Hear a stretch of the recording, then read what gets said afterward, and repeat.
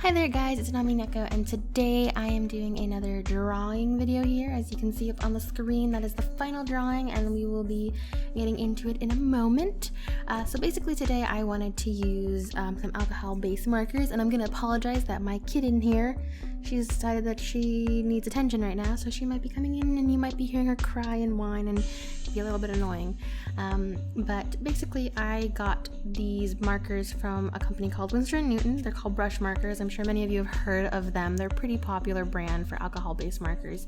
And I've been looking into investing in a set, so I thought I would try these out and get a couple Copics in the future. I bought one Copic to go along with it in the hopes that I could use it for shadow shading. Unfortunately, it is a little bit too light for these markers and I was pulling them, but I got some interesting effects with it while playing around this week with them, and I just really wanted to play for a little bit and see what the whole hype was about these alcohol-based markers. Now, I've been using these on my Moleskine sketchbook and some Bristol board paper, but I hadn't actually tried it on this tone tan paper yet.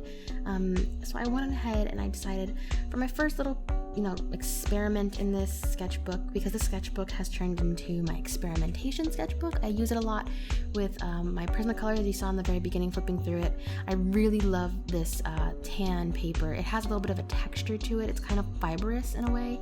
You see all these little fibers in it when you look up close to the paper. It's great for color pencils. You can build up as much as you want with the Prismacolor pencils. It's really good for sketching in. I don't know, I found that just using normal pencil, the pencil has a little bit more life. Using any kind of ink in this is great. The paper is a bit thick like drawing paper, not like sketch paper, it's not that thin, but it has a little bit of thickness so you can watercolor on it and everything. So I thought I was going to play around with these alcohol-based markers and see how they reacted to this paper, which I was surprised that they weren't any more vibrant than they actually turned out to be, but at the same time I really shouldn't have expected them to be super bright on this paper, because these are markers and they're not acrylics or gouache or anything like that. So even though they weren't extremely bright, you can definitely see the color and you can really do a lot. So for this drawing, I just kind of wanted to play around with a shape that I've been seeing a lot in a couple pieces of art. The sort of fetal position. Sometimes, you just want to curl up in a little ball and disappear, but for this one I kind of wanted to do something a little bit more ethereal, whimsical.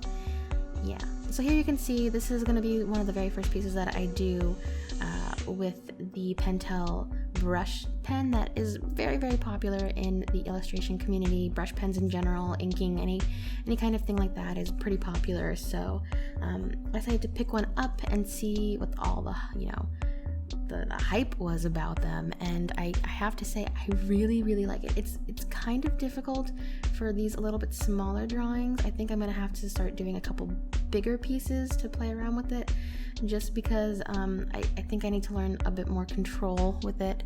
I'm gonna invest in some other sort of felty tipped brush nib pens, probably ones that are a little bit firmer, because I think that works better for my style. I'm a little bit more sketchy. Oh, as you can see here, I ended up just sketching it all out. I guess the clip where I was inking it just disappeared somewhere in the editing process, but I just ended up going ahead and inking it all, and then I used the Colorerase pencil here. This is one, again, popular in the community, the pink Colorerase pencil. It's basically a Prismacolor pencil that has the ability to be erased. And then I'm going in with the brush pen, the brush markers here. And as you can see, I'm starting off with this sort of pink color. The paper does make it about, 2 to 4 shades darker than what it really looks like. But in the end, I really like how it all came out. So I'm going in with this sort of a taupey color. Oh, I wanted to mention that these markers that I got were just in a set of their I guess it was the Pastel set from Winsor & Newton, because I just wanted to buy a set, see how they go. I thought they were going to be a lot more vibrant. They're actually pretty pale. And you can see I'm using the one little Copic that I bought. It is in the color mint blue. I was trying to get cool shadows because I saw a couple YouTubers recommend that for shading and all that, but unfortunately they were sold out on the website that I ordered from. But yeah, so I went ahead and I decided to use a little bit of color pencil to sort of even out the color in some areas, because unfortunately this paper really soaks up the alcohol a lot. And because I don't have any other colors other than these few markers, I decided that since I did want that intensity and I didn't want to try to force the markers to do what they couldn't, I was going to use some Colorpencils here, and I'm going in, adding a little bit more shading here and there, using a bit of pencil to brighten up the hair. And I really like how this piece came out. I think I like it most because it's effortless. There wasn't really a plan going into it. I kind of used a mix of medias, and it all kind of worked together well. It wasn't really something I had to force. I really liked it.